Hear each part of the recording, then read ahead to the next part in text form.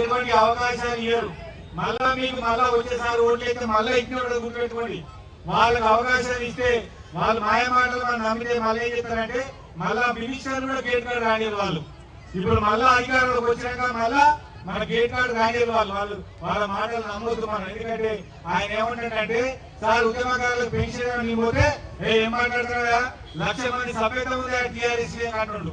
మరి ఇప్పుడు 1,00,000 మంది ఎన్ఎస్ఏ లేరా? ఇవ్వాలనే ప్రేమ ఉండాలిగా ప్రజలకు. ఉద్యమకారులకు ఏమైనా సాయం చేయాలని ఉంటే ఎట్లయినా ఆలోచించవచ్చు. కమిటీ వేసి వాళ్ళని తిప్పుతాడు ఊర్లన్నీ కూడా. ఎట్లా చేయాలో చెప్పండి అని ముఖ్యమంత్రి గారు అడుగుతా ఉన్నారు. అది లేకుండా మొత్తం నేనే ఉంటా, నా కుటుంబం ఉంటది, నా విద్యార్థి సంఘం ఉంటది, నా పార్టీ ఉంటది, ఎవడు ఉద్యమకారు లేడు, నేనేగా తెచ్చింది అంటాడు.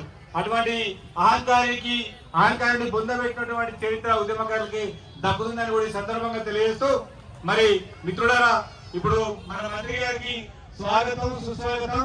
ఎందుకు మీరు అనొచ్చు, పిల్లబట్టి ఉద్యమం చేసిన ఆయన ఉన్నాడు, కమిటీ వాళ్ళు 2 ఉన్నారు, మరి మంత్రి గారు ఆల్రెడీ ప్రభుత్వం ఉన్నారు. ఎందుకంటే మంత్రి గారికి ఒక చరిత్ర ఉన్నది.